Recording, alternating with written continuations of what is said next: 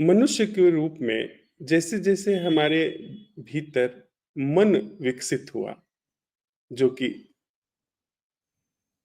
विकास में अपनी सुविधा के लिए मनुष्य के भीतर, इस जीव के भीतर जैसे और सारे जीव जंतु हैं, पेड़ पौधे हैं, हिरन है, गाय है, शेर है, कुत्ता है, बिल्ली है, ऐसे बहुत सारी प्रजातियों में से एक इंसान, बंदर, चिंपैंजी, एक इंसान, उसमें हमारे आपके भीतर उस इंसान में बुद्धि विकसित हुई, अपेक्षाकृत दूसरे जीव जंतुओं से, जैसा हमें दिखाई पड़ता है, जिसकी वजह से इंसान के पास सबसे ज्यादा सुविधा है। इंसान एकमात्र ऐसा जीव है जिसके पास सबसे ज्यादा सुविधा है, आवागमन से लेकर के, भोजन से लेकर के, वस्त्र से लेकर के,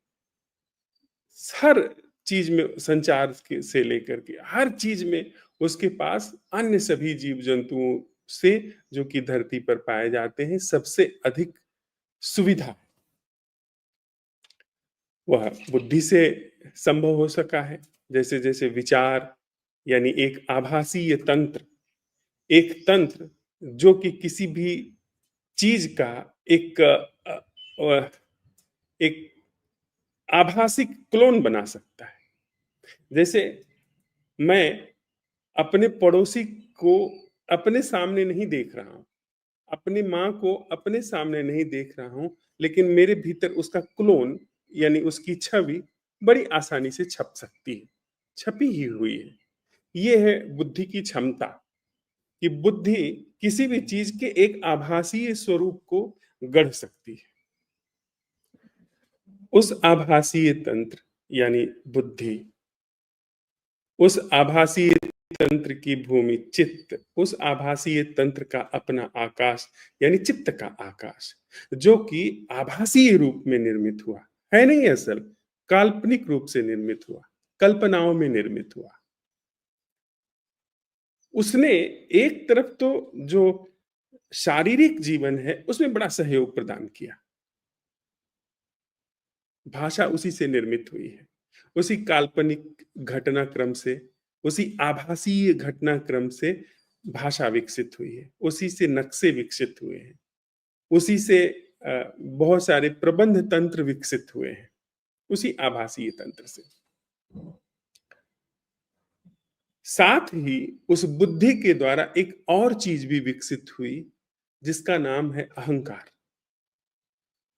यानी उस आभासीय तंत्र के घटनाक्रम ने, जो कि जीवन के सहयोग के लिए विकसित हुआ है, एक अलग ही अपना पृथक जीवन, पैरेलल, समानांतर विकसित करना शुरू कर दिया, जो कि जीवन नहीं है लेकिन जीवन सा भासित होता है। मैं का एहसास विचार के द्वारा ही संचालित होकर के, सोच के द्वारा ही संचालित होकर के, वह जीवित नहीं होता है लेकिन जीवित सा भासित होता है। हमारी इमेज वो जीवित नहीं है, हो नहीं सकती है, लेकिन जीवित सा भासित होती है। और अक्सर ऐसा होता है कि हम लोग यथार्थ, वास्तविक, प्राकृतिक जीवन की अवहेलना करके जो आभासीय धरातल है, जो आभासीय जीवन है, उसे प्रमुख समझते हैं। अपनी हमारी जो छवि है वह जीवंत इतनी हो जाती है कि उसके लिए असल जो शारीरिक जीवन है उसको हम कष्ट में डालते हैं, और कभी-कभी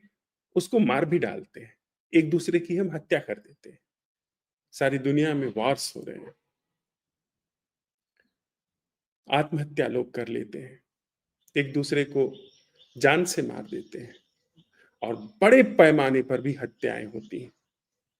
क्योंकि वो आभासी धरातल, जिस आभासी धरातल पर राष्ट्र बना है, जिस आभासी धरातल पर संगठित धर्म निर्मित हुए हैं, वो आभासी धरातल प्रमुख हो जाता है। अब उस जीवित सी जो घटना घट रही है, उस जीवित सी घटना में नुकसान क्या है, कि हमको जीवन भर पता नहीं चलता है जीवन की व्यापकता, उसकी पावनता, उसके प्रसाद ढंग से वंचित हो जाते हैं। कदाचित यह संभव है कि जैसे-जैसे व्यक्ति के अंदर विचार की क्षमता पैदा हुई है, वैसे-वैसे ही बड़े ही अपरोक्ष रूप से उसके भीतर जो परम जीवन है, यानी जो देह की देह के जन्म और मृत्यु से परे, वो देह के पूर्व भी है और देह के पश्चात भी है। वो प्राकृतिक जीवन से परे है। उस जीवन को, उस जीवन की प्रतिभिज्ञा को भी, उस जीवन के बोध को भी उतार लाने की संभावना मनुष्य के अंदर बड़ी है, अन्यथा कोई बुद्ध नहीं होता। विचार के साथ साथ जैसे जैसे विचार विकसित हुआ है, जैसे जैसे विचार प्रचलित हुआ है, जिसने अहंकार नाम की संस्था को निर्मित किया जीवित सा दिखने के लिए, पैरेलल, वैसे वैसे भीतर ही एक दूसरी घटना भी विकसित हुई है कि एक हिरन संबोधि को प्राप्त होना बड़ा असंभव है, लेकिन एक मनुष्य निश्चित रूप से, हर मनुष्य के भीतर संभावना है कि वह करुणा को उपलब्ध हो जाए, कीर्ति को उपलब्ध हो जाए। तो जो इस आभासी संस्था के द्वारा वंचना पैदा हुई है, वह वंचना है कि व्यक्ति जो अमृत है, जो कालातीत है, जो समय से परे है, जो देशातीत है, उसकी सम्यक प्रतिभिज्ञा, यानी उसको अवसर देने से वंचित रह जाता है। जो आदि अंत से परे है, उसकी भी प्रतीति हो सकती है इस मनुष्य जीवन में, उससे वह वंचित रह जाता है।